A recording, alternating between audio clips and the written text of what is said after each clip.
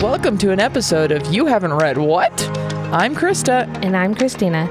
Join us to explore unique genres, childhood favorites, and literary classics as we dive into each other's favorite reads. Where one of us is very familiar with the book, the other is reading for the very first time. Let's go!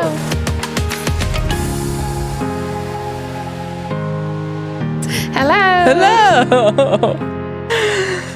How are you? I am good. I'm tired. Yeah. I haven't slept in this morning. Really nice. I mean, it just means I didn't get up to work out. So. Yes. Womp womp. But I needed the rest day, so. Yes. It is what it is. And my mic is like way off. There we go. That's Rest better. days are always nice.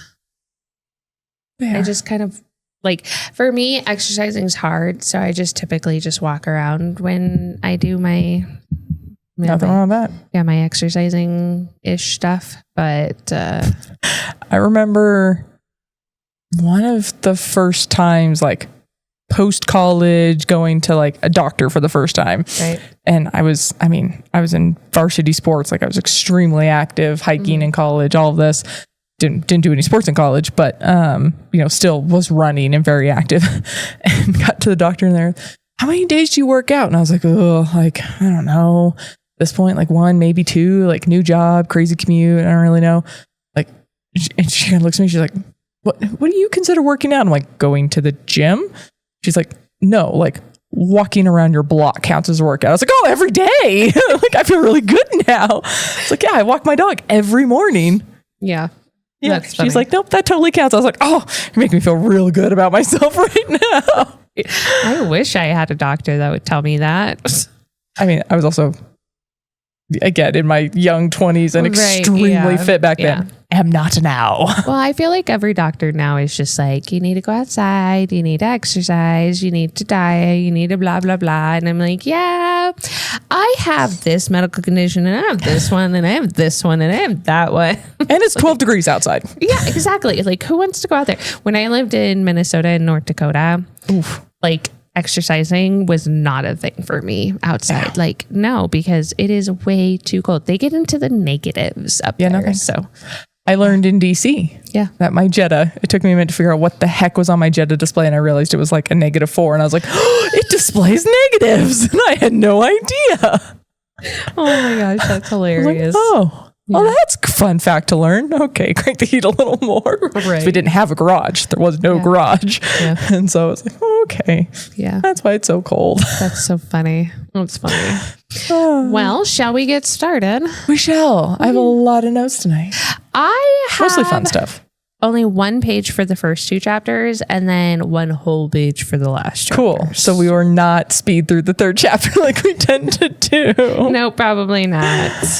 All right. So once again, I don't have my book open. What's new? So last week we did chapters Harry Potter and the Order of the Phoenix, chapters 16, 17, and 18, which were Hogshead Educational Degree number 24 and Dumbledore's Army. Tonight we're going to do 3 chapters, 19, 20, and 21, which are The Lion and the Serpent, Hagrid's Tale, and The Eye of the Snake. Ooh. Dun, dun, dun. What's funny is I told you last week, I could not remember what happens in the other 2. And as soon as I started reading them, I was like, oh, it's these chapters. Oh. Right. So my fun little summary for chapter 19 is, well, DA is going great. Yeah. Like, wonderful. Quidditch happens, but Harry and the twins are done. Dun, dun, dun. Dun, dun, dun. Yep. So Quidditch games. So first book has a lot of Quidditch in it, obviously. And then they kind of scoot it back a little bit. But I did feel like there was quite a bit in this one too. At least this time around. So the author has set herself to write no more Quidditch after this. Right. Which is kind of fine. Can we talk about Luna's hat though? In a second. Okay. I want Harry to pat himself on the back for how good DA is going. Yes. Neville's doing things he's never done before. Mm-hmm. Like they name drop a few things. Hermione's did this really cool coin thing. Yep.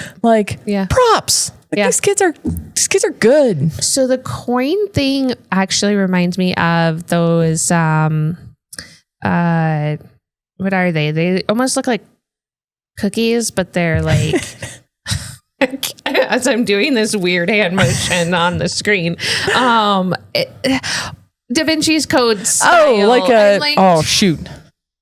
You know what I'm talking about? Yeah, like a crypt thing. It's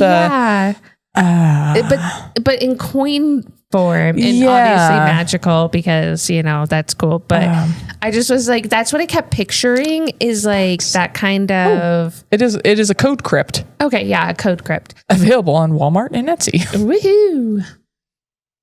But yeah, that's what I kept imagining. Crypt lock. The coin was kind of like that. Only obviously he just taps it and whatever. But puzzle box for the people that don't have magic, that's what I was picturing.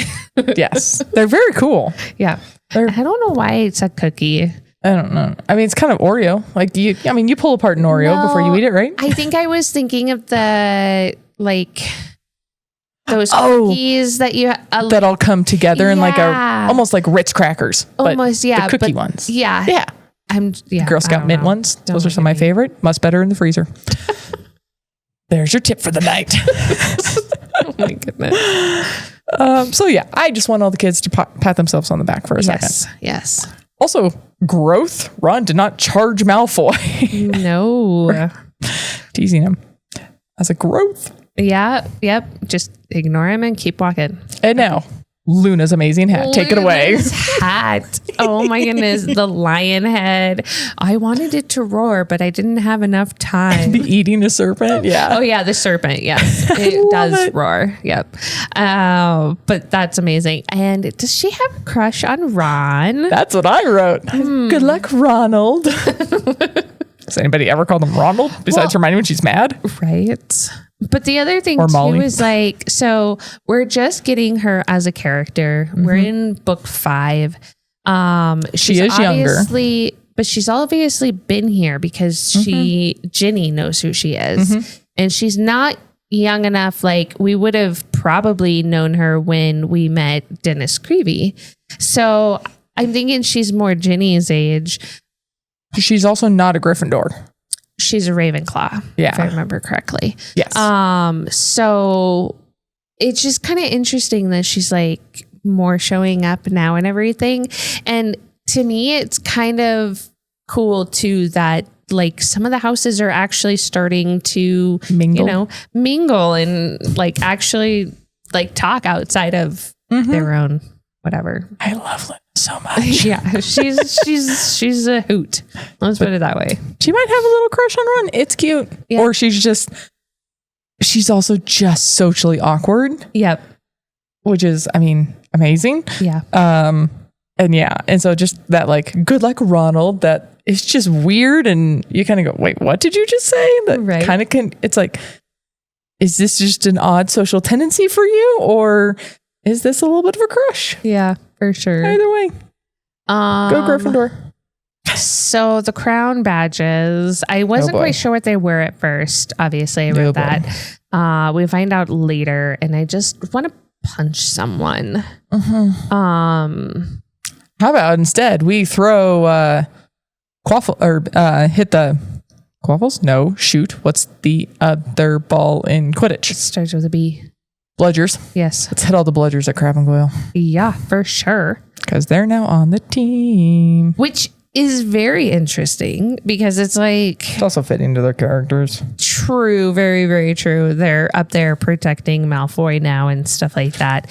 But I am starting to realize that Harry is definitely not focusing as much on his like search of like... He's distracted. Yeah, he's very distracted right now, just with a little bit of everything.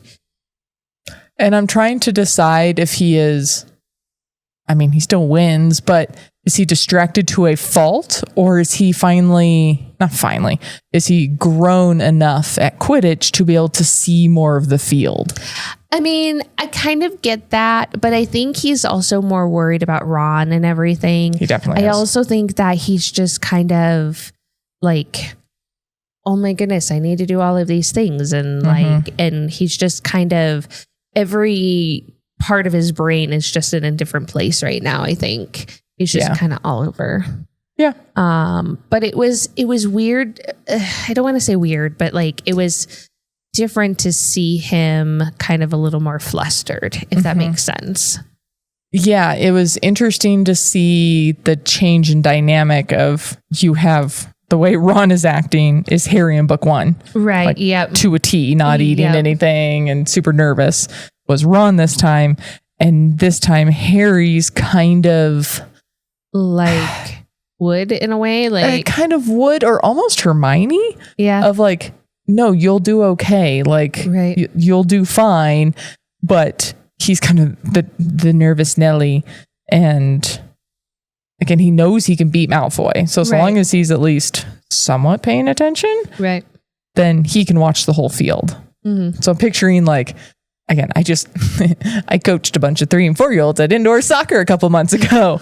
They cannot see anything more than the ball right in front of them. Right. and bunch ball. And sometimes they can't even see that. Go get the ball. And they're running towards the goal. What? The ball over there. Go get it. It was adorable. But like, then as you grow, that's kind of the difference between like amateur and professional athletes. Is a professional athlete sees the entire field. Right. They see, oh, my defender's out of place. Now I got to fill that spot, and like all the other things. Right. And that's kind of the way Harry's starting to see Quidditch. Yeah, for sure. That he can see what Ron's doing. He's listening to the commentary differently. He's still looking for the snitch, and you kind of hope he doesn't get so distracted to a fault. Right. It's almost like they're setting him up to be captain when Angelina leaves, because like Harry is being able to divide himself, but he's also leading DA, and he's also kind of showing that like he can rally and stuff like that. And yeah, Ron had a lot of issues, but you know, at the same time, like it's his first match. Exactly. Like everybody's going to have issues in their first stuff. Like you just keep practicing, you keep going. But they do win, like you said. And Gryffindor wins, but it's short-lived. Yeah, very, very short-lived Malfoy. I just said, would somebody stop Malfoy? Right.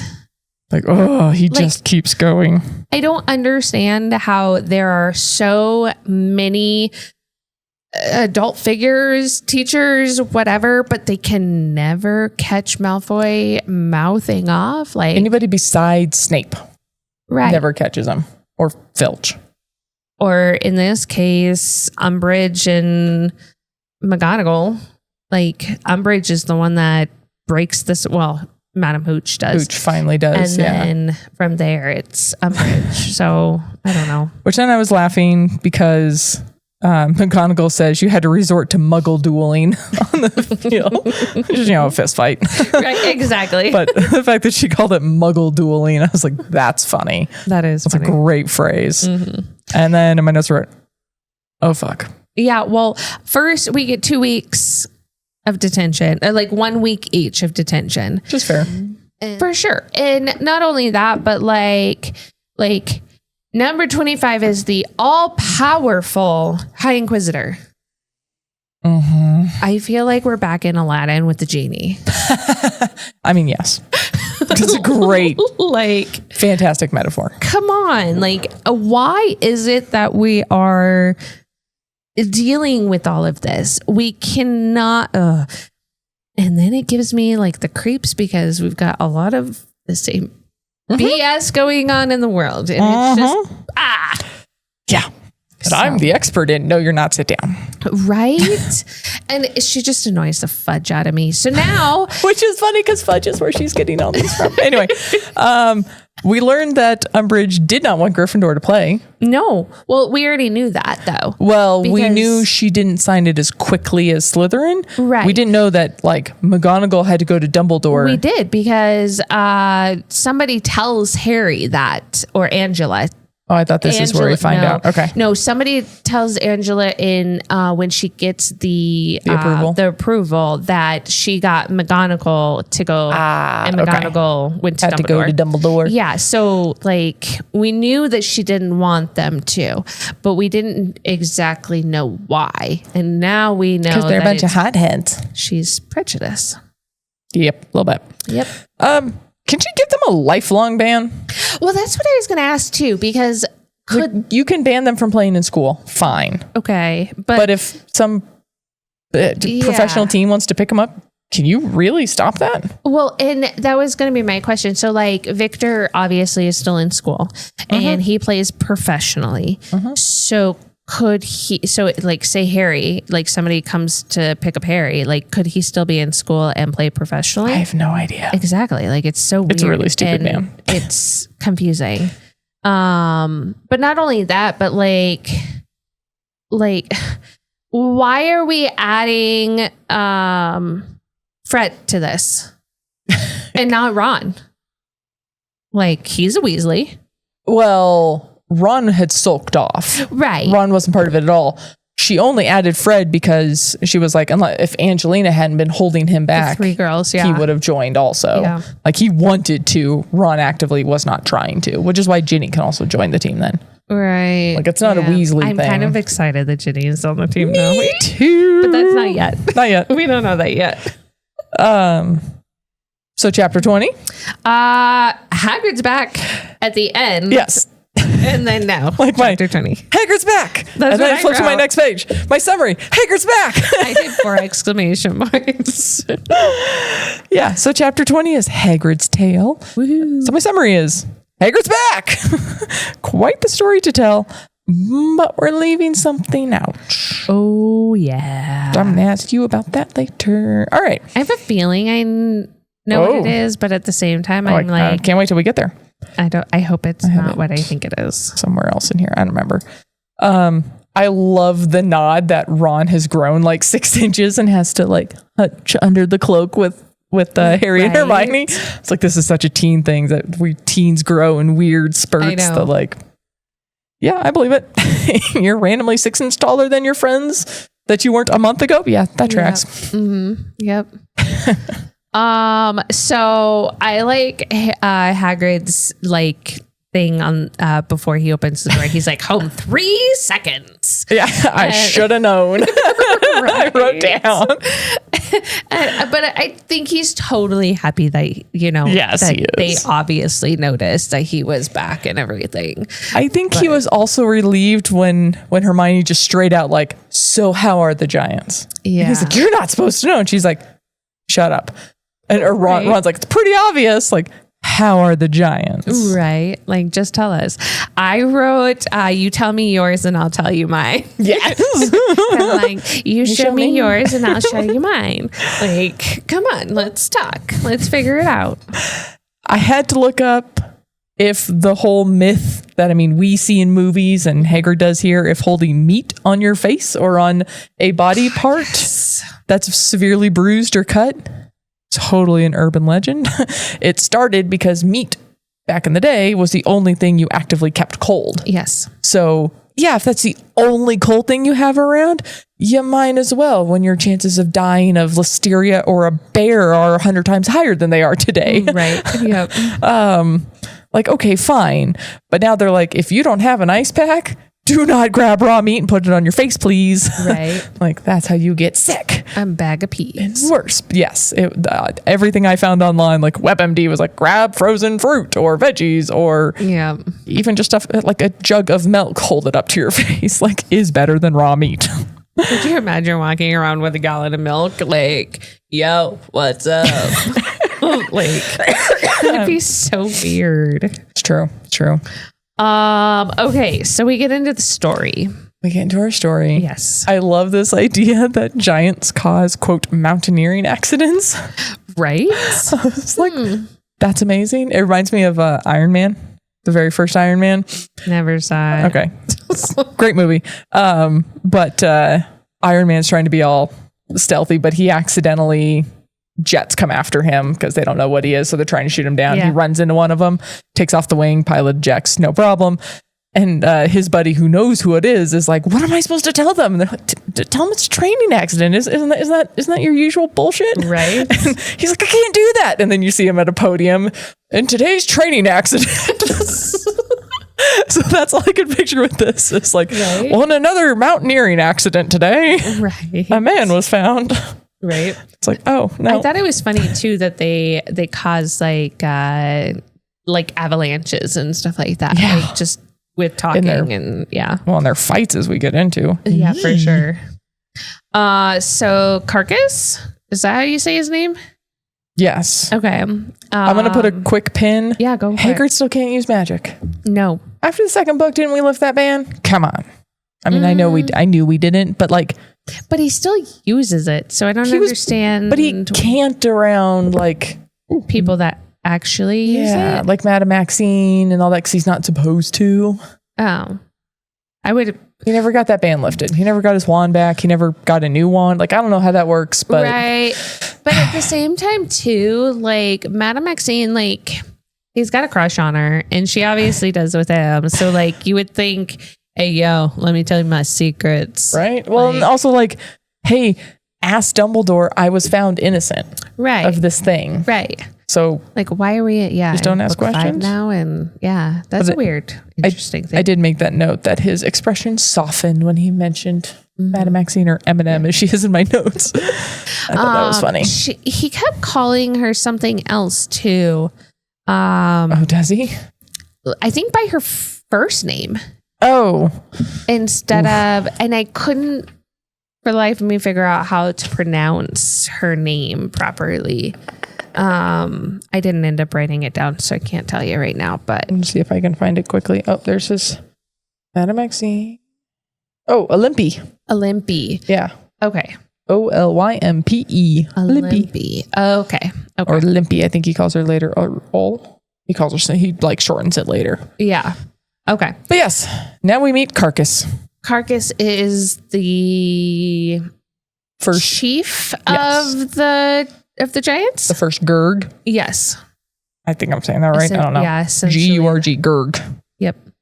Carcass. Essentially the chief, the person in charge.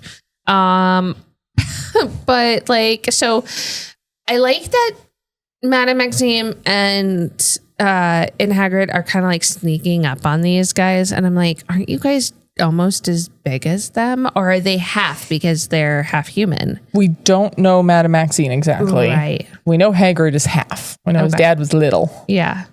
Normal so he's sized. not as big. He's obviously. not as big. Okay. Yeah. So I go through in the gifts here. Yep. I can't sound this out. Gabrithian fire. Okay. Yep. I'm going to run with that. Everlasting fire. The everlasting fire. I make a very important note here that this does not create fire. You cast it on existing fire and it makes it last forever. Okay. It does not create fire though. So this is different than what we see later. This comes back, but this does not create fire. And then there's a battle helmet. Yes. Which is pretty cool. And they do a good job listening to Dumbledore. Like Dumbledore told them what to do. Right. Which is impressive. Yep. But then where's the helmet the next day? It's on, what is it? Good luck. Golgamath? Sure. Golgamath. I think I was saying Golgamath, like something like that. I got nothing better. And he's now the new Gurg because he decided to fight everybody else. Yes. And chop his head off. Yep. Right in the bottom of the river. Which is interestingly weird. Like I mean, they're going extinct for a reason. Right. There's only like 80 of them left or so. It's definitely the thing. Though I kind of wonder what the rest of the presents were. Well, so the next one they give him is dragon skin. Right. And then we don't find out about anything else past that. Right. Because enter Death Eaters. Yeah. I said, welcome back, McNair. Well, the two of them, Golgamath and McNair, are definitely buds.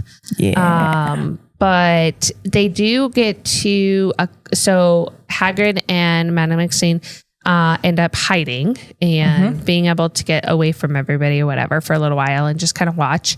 They realize the Death Eaters are coming at night and all that stuff. And then they end up finding a couple of the giants in other caves, which I thought was kind of cool. But at the same time, like, they've got to be like super scared, like the other giants that are hiding. And they kind of collect them. Yeah. Kind of the same way Harry's collecting D8 members. Like, right. You find the people that aren't crazy and you pull them into your little less crazy group. Right. And so like Madame Maxine and Hagrid get to like talk to them, which is good, and kind of explain everything that Dumbledore was trying to say and whatnot, which again is good. But we don't know, like as of right now, we have no giants to help us. And then they all die. Yeah. Yeah. So no giants are coming to help. Yeah. Womp womp. Yeah. Voldemort has won over the giants. Which sucks. Disappointing. We do find a little bit more information about Hagrid though. Mm-hmm. So he found out that his mom had passed a while ago. A long time ago. Yep. So at least he knows that now. And he at least has that closure. Closure, yep. Yep. I mean, he somewhat rightfully so was like, well, you know, she wasn't around. She wasn't a great mom. I had my dad. Like, we had a great relationship. So, you know, again, it's closure. Yeah. So then Harry gets to ask, like, what happened? Or Hermione. They ask, like, what happened? Was he attacked? Like, what happened to his face? It looked like he was beaten up. So before we get the of Umbridge. Yeah. What do you think happened to his face? What's your theories? I think he was attacked by somebody. I'm wondering if it's like McNair or somebody like that, or if he was trying to help some of the other... He didn't make a clean escape. Yeah, or if he was trying to help some of the other... Like, he went back for some of the other giants to help them escape, and basically got held captive for a little bit. I mean, we know they can just pick him up. Right, exactly, yeah. Oh, boy. So it's one of those things where I think either he like ended up like meeting McNair in a dark alley, or he beat him to a pulp. Yeah, or he was trying to help some of the giants. And you try to kill Buckbeak. Right. McNair would be dead if he came across. Goodness, yeah, for sure. Whew. You would think, but we don't know. We don't know. But yeah, now we get the knock. You're right. I hope not to set off your dog. Sorry. It's the first time I did it. I was like, I love Hagrid's thing. I don't mean to be rude, but who the hell are you? The F do you think you are? Right. Yeah, I kind of ran out of space in my notes. So I was like, yeah, go to the book. I also like when she introduces herself, I'm the new defense against the dark arts teacher. And Hagrid, that's brave of you. Right. Such a great response to that. Oh my God. Yeah, I was giggling through this entire portion of that chapter. Yes. It's just funny because Hagrid is so Hagrid. Like, he's with it, he gets it, but he also is like almost like a 12-year-old boy in some ways, where he's just like, well, like, who are you? And like... What really brave of you and all that stuff, and I'm just like, Hagrid, come on. What really shuts up his comebacks is when she's pointing out like there's no footsteps leading away from your door, and he's like, he starts getting itchy about all of that for sure. I'm like, Hagrid, stop looking. Yep. But yeah, Umbridge is suspicious of the footprints and of him, but the fact that she like assesses his entire apartment and then him and like gets all like real close with him and is like, it's just weird. Back off. Like, why do you have to be so weird? Also, okay, Dumbledore had this whole elaborate plan of meeting the giants and getting them there and the gifts and blah blah blah. You didn't come up with a cover story, right? Other than I needed fresh air. Like, dude, Dumbledore. Well, that's Hagrid. Come on. Both of them. Right. Dumbledore should have come up with a cover story as to why his gameskeeper and professor wasn't there. Yes. He should have had some sort of cover story. He and Hagrid should have come up with something. This is a huge oversight.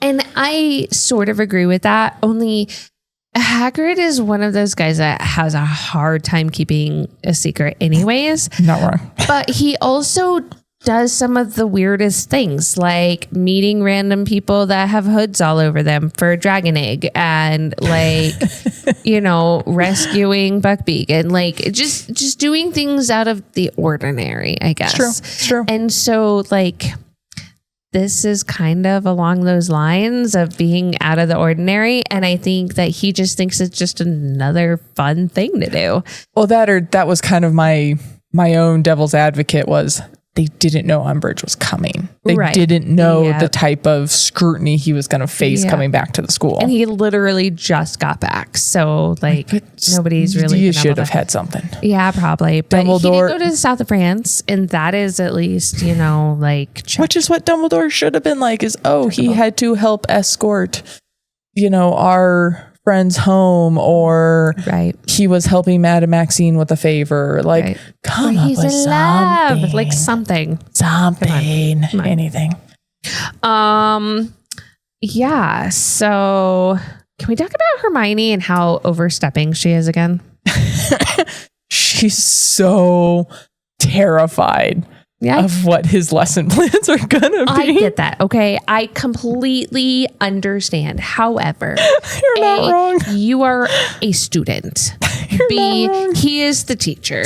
And C, back off. Like, let the adult just do the adult thing. Like, but you just said he acts like a 12-year-old boy sometimes. But like, he obviously knows what he's about to do, which he does do, and everybody was excited about. But like, it's one of those things where I'm just like, okay, Hermione, you can't keep forcing people to do things you want them to do. No. Like, we can't do that. That's not how things work. You know, like, come on. No. But I think she's like, obviously she doesn't want. They've already seen what happened to, what's her face? Divination's teacher Trelawney. Yeah. Like, they've already seen her get raked across the coals. I mean, shit, they saw Snape get raked across the coals. Yeah. McGonagall stood her ground pretty good. Yeah.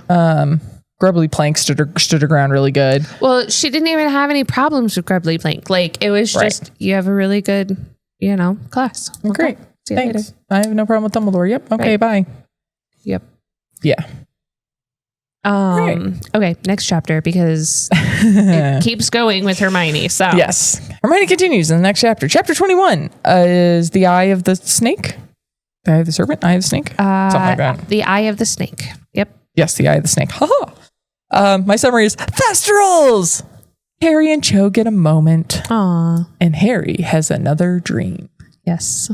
Bum, bum, bum. So Hermione, she comes back. Well, she decides that she's going to go and give Hagrid her lesson plans. And I'm like, come on, child. I had to look it up because she's like, in case he's going to teach us about Chimera. Okay. Or something. And Ron gets like nervous and she's like, I don't think he has a real one. And then like leaves. It's a real fish. Oh. They're a little creepy looking. They're very deep sea skeleton-y. Yeah. Like see-through. Okay. Because they're very deep sea, but is that the one with the little eyeball? No. From looks Luca? similar, but no, bigger. Okay. But I was like, it's really not that scary. It's a real fish though. I was like, That's okay, funny. Whatever. Oh, I feel like I also wrote, I was like, Hermione should know by now that no one can force Hagrid to do anything other than his own plans. She's been trying to do that for years. Like, stop. That's what they look like. Oh, okay. That's completely different than what I was thinking. Yeah, they're kind of just long and skinny, but they're not that. No. They're not that weird. Second one is a little weird. That one's a little odd. Looks kind of ghostish. Yeah, they are known as ghost sharks, ratfish, or rabbitfish, and are deep sea cartilage. Okay. That's a long word, but starts with cartilage. Fish related to sharks and rays, characterized by large eyes, smooth skin, and a long whip-like tail. They have a skeleton of cartilage instead of bone and a single gill on one side, which seems really weird. And also possess a venomous spine for the dorsal fin. Interesting. But they're not, they prey on small things on the sea floor. Oh. Like they don't attack people. They can't come up to the surface. That's interesting. Yeah, I thought that was a weird thing for Hermione to be afraid that Hagrid was going to teach them about this fish. Right. And Ron to be worried about it. Right. Oh, this is where I ask how Hagrid got hurt, but that's okay. So Hagrid, they go to class. They go expecting to Umbridge to be there right away. Oh, I wrote in my note, shots fired. And I was like, wait, what was that in reference to? I was like, oh, that was Hagrid. Mind your own. So Malfoy asked, what happened to your face then? Demanded Malfoy. Mind your own business, said Hagrid. Now, if we're done asking stupid questions, follow me. Woohoo! He ain't holding back now. Right. He is so over. Did he run into Lucius? Oh. Okay, so Malfoy is freaking out about the forest. I mean, brings you back to the last time he went in. Straight back to book one. Yes. Yes. It's glorious. How he screams as he leaves. So we finally meet Thestrals. Yes. And we know what they are. He didn't, and Harry did not make up or dream or like hallucinate these horses. Yes. But then I was like, but why this year? Let's slam on the brakes. Say it yet, but yeah, then it just, Enter. So we learn very quickly Harry, Neville, Luna, and Hagrid can see them. Yes. Ron and Hermione and Pansy and Malfoy confirmed cannot. Yep. Because they just see pieces of the meat disappearing, which is really creepy. And Lavender and the Patel sisters also couldn't because they were because they say one of them they say they're right bad luck. Yeah. One of them walked right by like the horse. Thestral. Yeah. It's basically a horse. Very skeleton-y horse. Yes. And Hagrid explains only those who have seen death can see them. This is where I do my hard break time out. Right. So before we get into why Harry, Luna, she talks about her mom. So did she watch her mom die? Mm-hmm. Oof, duh. Mm-hmm. Okay. We'll get more on that story later. Okay. Yes. So enter what is the most obvious, largest gaping plot hole in the entire series. Okay. So we took a boat year 1. Yeah. We flew year 2, but we would have taken the horseless carriage back year 2. Yep. How did we get there year 3? Year 3, Did we take the train? We took the train. Yep. That's the first time we see the horseless carriage. We would have taken it back. And then year 4, we talk a lot about the horseless carriage. And then at the end of year 4, it's still a horseless carriage. And then all of a sudden, year 5, he can see them. Oh, he should have been able to see him at the end of last year. He should have been able to see them in year 2. We don't see him leave.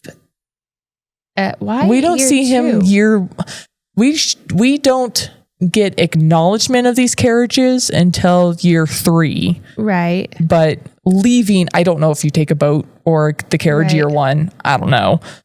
And then same with leaving year 2. He should have taken the carriage. So he would have seen them because of his parents? Yes. His mom? He saw his mom die. He should have seen them from day 1. He should have seen them flying over the forest from day 1. Okay. But did he actually see his mom? Because I thought... He did. He definitely saw his mom die. Okay. But even if that's the case, we saw Hedrick die in the 4th book. He saw Cedric die at the end of the 4th book. Cedric. You said Hedrick. Sorry. So I was like, who's Hedrick? Who's Hedrick? I combined just get a new Hedwig and person. Cedric. He saw Cedric die at the end of the 4th book. Yes. And it is explicitly noted at the end of the 4th book, it is a horseless carriage again. Yes.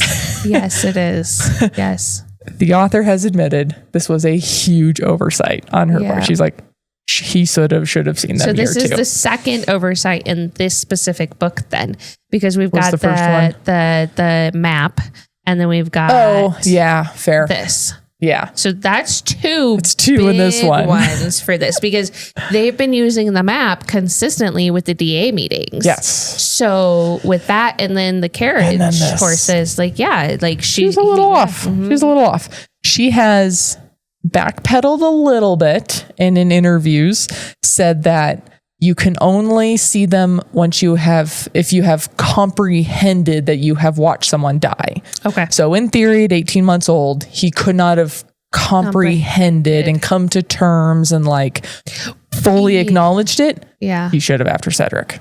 Definitely. Yep. Mm-hmm. This is time and time again, like I said, the most Grand Canyon plot hole in the entire series. So with Cedric, though, he is out of it, completely out of it. He has redone his story a million times. He's kind of zombie-ish after Cedric. So maybe he still hasn't quote unquote comprehended it at that point. Because until you like really fully face that truth, which is what Dumbledore was trying to have him do, but he was still pretty numb about it. I'm wondering if like that's something. It's an oversight. Okay, well, I'm trying. Also, Luna was a kid. Neville was a kid when they saw people die. So right, they weren't as young as Harry, but yeah, they were still kids. Yeah. Anyway, Umbridge. I said. It was like, of course she has to show him now too, you know, like why in the forest and how did she get there and how does she know where to go and like all of that. I just wrote, I was like, Umbridge, period. Period. Nothing nice to say, period. Period. That's all I said. That's what I wrote. I was like, I'm done with her. I wrote that after these interviews, she's going around asking the kids and BSing stuff. I said, she's our new Rita. Well, you have to think she did that in divination. Yeah, that one. Divinations, yeah. And she did it with McGonagall, and Snape. So only she's going to in Snape's class to people that like Snape, and she's going to people in with Hagrid. Hi, Olive. I know, right? Hello, Olive. With Hagrid, like to people that hate him, and like she's doing this on purpose. And again, she's twisting the words exactly. Like she's Yeah, fine. You found Neville, who's not super well spoken, and you twisted it that he's scared. Right. And then he's like, no, I'm not. Like, come on. So this reminded me a little bit. It was a thing when I was in high school. I was in drumline, and every year we always did a parade right after Thanksgiving. Well, as you're walking down a parade route, playing music and going, who are the only people who can talk to the news on the sides? The drummers, because everyone else has an instrument in their mouth. Yeah. And reporters love to come up to the drummers and ask questions. I'm still thinking about what I'm doing. So we would always give the dumbest stares like, huh? Yeah, we're doing just fine. What did you like? I have no idea what you said. I'm still counting in my head. Right. Like, stop talking to me. I feel like that's Neville right now. Neville's like, I'm still comprehending what I'm seeing and I'm trying to listen, lady. Yeah, for sure. Don't take this as nerves. Yeah. Take this as, wow, this is fascinating. I can see this thing that 90% of my classmates can't. Yeah. Makes him special. That's all it is. Makes him special in a not great way, if that makes sense. Yeah. But yeah. Hermione, I wish I could see them. Whoops. Yeah. I was like, and then she backpedals and she's like, I didn't mean it that way. I like the way Harry, not meanly, but he challenges her. Do you? And she's like, oh shit. Yeah. Like I realized what I just said. Yeah. I wish I've seen somebody die. Like, ooh. Yeah. That's not what she meant. Not what she meant. But Harry, draw a picture for me. Right. Yeah. No, it was just one of those. And I appreciated the firm yet kind way Harry challenged her on that. Yeah, for sure. I don't think that's what you meant to say. Yep. Can we talk about Hermione still making these elf things and Harry's still not saying a damn word? Why hasn't he said anything? He needs to say something to Hermione about Dobby, because once he says, hey, Hermione, Dobby's the only one cleaning in here because no one else will because of your clothing. Like, she's going to feel bad because then Dobby's been the one doing everything. And like, well, hey, we'll get a break because she's going on ski holiday. Yes. Just probably in the Alps, and I'm very jealous. Which excited Ron because of the fact that why would anybody stick their feet on a bunch of wood boards and go down a hill? You and Ron have something in common. And then I kept thinking about you going, yeah, I'm going on a ski vacation. Let's do this. Hell yes, let's go. And don't get me wrong, I do like skiing. I have always loved skiing. However, I'm too crippled to do that. So, But yes, but we now get Christmas at the Burrows. However, Ron, seriously, like Ron forgot for weeks to ask Harry. Yeah. If he could do this. He was distracted with Quidditch. Oh, okay. Like that still. But speaking of Quidditch, we have Ginny on the team now. Woohoo! Yay! Yes. So can we really quick talk about Dobby again in the requirements room with 100 bobbles of Harry's face and and to have a very hairy Christmas. It's amazing. I'm like, yes. I love Dobby. And I am very impressed that Harry was able to get them all down before people came. Anybody got there before Cho walked in? I just was laughing so hard. But yes, Quidditch.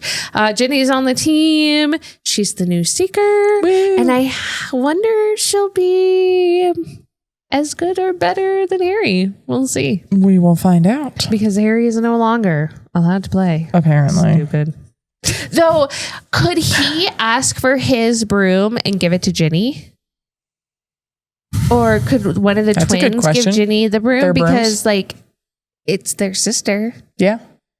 Maybe. I mean, she's going to have to borrow a broom at this point because she doesn't have one. Right. Borrow a school broom. Yeah. Ooh. That's why I'm like, I wonder how she's doing it then, because it's a good question. She doesn't have a broom. Good question. So we get back to DA. Yep. And then at the end of a very good lesson, Harry and Cho have a moment. I have a lot of... They get kissy. Yeah. They get smoochy. Which is great. I'm excited for Harry and Cho. Cool. Like... But is this a good idea? This is where it's been leading for a while. I get it. However... Is this a good idea? Cho is still... very traumatized right now over Cedric, and the how was your first kiss ever? And with Cho, wet. I'm like, okay, that's not a good sign. Like, but it's also a weird question, right? Well, it's between boys. Come on, and Hermione. Yeah, well. Yeah, Hermione walks away a little bit. Doesn't walk away, but she does later. Away. Yeah. But at that point too, it's one of those when you feel tears on the person that you are making out with, that typically means something they need a wrong. Minute. Yeah. They need a therapist, not a boyfriend. Right. Exactly. Okay. So go ahead. I have a note for Paige. So I love this conversation because Hermione tells them Cho spends half her time crying in the loos all over the place. And then Ron, I think a bit of kissing would cheer her up. But then she has the most, she's dealing with the most. Don't you understand how Cho must be feeling at the moment? And I'm just going to read this whole sentence because it's amazing. Or this whole paragraph. Well, obviously she's feeling sad because of Cedric dying. Then I expect she's feeling confused because she liked Cedric and now she likes Harry and she can't work out who she likes best. Then she's feeling guilty, thinking it's an insult to Cedric's memory to be kissing Harry at all. And she'll be worried what everyone else might say if she starts going out with Harry. And she probably can't work out her feelings towards Harry anyway because he's the one who was with Cedric when Cedric died. So it's very mixed up and painful. And she's very afraid she's going to be thrown off the Ravenclaw Quidditch team because she's been flying badly. After a moment, Ron, one person can't feel all that, they'd explode. Hermione, just because you have the emotional range of a teaspoon doesn't mean we all have. That's where my note was. The teaspoon. The emotional range of a teaspoon. I was like, yes, Hermione. I will give you the very slight spoiler. This scene is perfection in the movie. Good. Verbatim. But that whole thing, the way Ron goes, well, no one can feel all that at once, they'd explode. Okay, every single woman going through any sort of emotional time around their period or after or before or during or any of that is this person. Seriously. And to me, it's crazy how well, nobody can do that. Well, You wanna bet? Welcome to my brain. Right? Yes. And she is feeling a lot, and she's got a lot in there. And you also have to think that she did already kind of have a crush on Harry before she got with Cedric. So there was already that kind of that thin ice between them. Tie. Yeah. And so it's just kind of like, well, of course she's confused. Like, she liked Harry. She went out with Cedric. She likes Cedric. Like, that doesn't mean that her feelings for Harry ever just disappeared. Like, nope. It's just one of those things that she's got to figure out. And she will eventually. And it's a lot for a teenager to figure out. Sure. Yes. For it's sure. a whole lot. You have to think Harry's younger than her too. So there's all of that. But it's just like, it's a lot. And yeah, I believe she'll figure it out, but I don't think it's going to go too far. We have some awkwardness to get there. Yep, for sure. These two have some awkwardness to work through. Yeah. Back to Dreamland. Hold on. So, Ron again, talking about, well, why can't we just like learn how all the women's brains work or whatever? Like, every guy out there wants to know how a woman's brain works. No, we don't have a book. No, we don't have directions. No, we do not have manuscripts. And no, we are not computers. So you cannot just hook your phone up to it. Like, come on. But yeah, our brains are crazy and they're fun. Okay. Especially right now with the holidays. Woo. Dude. Okay. Dreamland. Let's do this. First we start with the Happy Cho dream. Yes. And then it gets weird. Now we're back in our corridor. Yeah. Which is also weird. And then we come across somebody dozing on the ground, trying to stay awake. But we're turning. So Happy Cho standing. Weird dream floating. Corridor starting to slide and float to finding somebody in dozing on the ground, and we're slithering. We're now slithering. So it like the whole. So Harry is the snake. Is he the Nagini? Yeah, that one. Of Voldemort's, because I was like, Harry is the snake in something. It's in. like the letter in, because I don't remember her name. Yes. It's just like, is that who he is? But like, if he is, how is he transporting himself into like something that actually is happening? Because like, he's supposed to only be feeling Voldemort, but now but is Voldemort the snake? No, he's not the snake, because he's an actual person now. Yeah, I'm so confused. Are you going to say who got attacked though? Because nobody believes him at first. Mr. Weasley. Yes. He's the one falling asleep on the floor. And he wakes up telling Ron, you need to find your dad. Find your dad. Somebody needs to find your dad, because something is wrong with your dad. There's a lot of blood. He's been attacked. Like, find your dad. And everybody's like, you don't look good. You're sick. It's okay. Like, find your freaking dad. We're finally going to Dumbledore.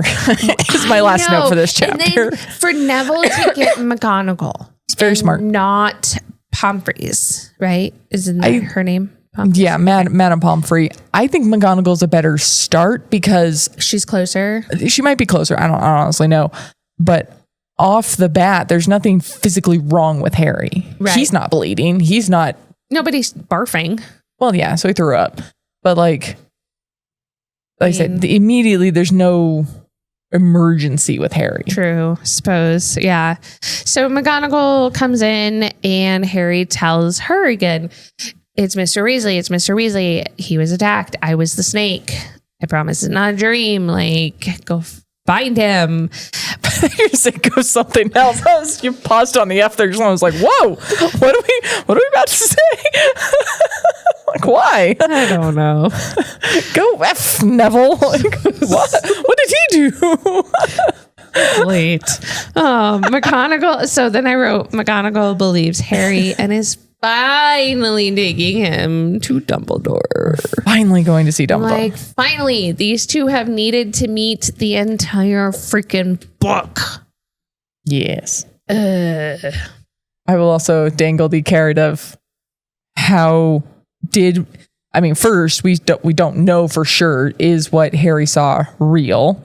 Oh. And then also, how did he see it if it is, or even if it's not? Right. Why is he seeing it? Well, I will give you all of the questions that are now answered in book 7. Are you freaking kidding me? So stupid. Though we do see, it's at the beginning of book 4 where Harry is at Voldemort's house. Like, he's there as well. He's not embodying a thing there. Is he an Auror-seer? Or no, an Auror is what Mad Eye was that rounded up. Is he one of them and a seer? Oh. Did he have multiple jobs? That'd be cool. All right. I don't know. I'm totally making things up now. I love it. But all right. You'll get some answers in the next section, but good. You really don't get the answers now until book 7 for anything. All right. Next week, we're going to do 3 chapters again. Chapters 22, 23, and 24. Chapter 22, St. Mungo's Hospital for Magical Maladies and Injuries. No. Umbridge, I'm going to kick her butt. What? Isn't she the one that sends him there? St. Mungo's? Yes. The hospital? Does she decide that Harry is a cuckoo and decides to kick him to the hospital? Because isn't this where Neville's parents are? Yes, this is where Neville's parents are. Okay. So it's like a psychiatric area. Well, it's also injuries. Did he get... Oh, Mr. Weasley! Yeah, there you go. Took me a second, but I got there. Christmas on the closed ward. Still in the hospital. And chapter 24, Occlumency. So instead of going to the Burrs, he goes to Christmas there. Is Hermione going to go skiing still? Oh. 22 chapters. 22 chapters. We're not doing chapter 22 chapters. And 24. Okay. Well, we're going to get some answers. Yes. Okay. So Mr. Weasley definitely got hurt. Also, be thinking, who else could we run into at St. Mungo's? Neville and his parents is a good possibility. Luna. Mr. Crouch. I don't know. I'm making people up now. Cedric's parents. No, I don't think he's there. I don't think they went crazy. No. Cedric's obviously not there. Right. Serious. Book 2. Book 2. Oh, Lockhart. Lockwood. I'll give you that one. So next week we get to reunite with the Weasleys and Lockhart. Oh man, this is going to be interesting. This is going to be interesting. Okay. All right. Well, we'll see y'all next time. Thanks for joining us. Thanks for joining us for this episode. If you had fun, please follow, download, and review this podcast on your preferred listening platform. If you're ready for the next chapter, join the spoiler-free conversation on our Facebook group. Search You Haven't Read What? The podcast. Or on Instagram and YouTube for exclusive videos and behind-the-scenes content. Have a great week. And we'll catch you on the next page.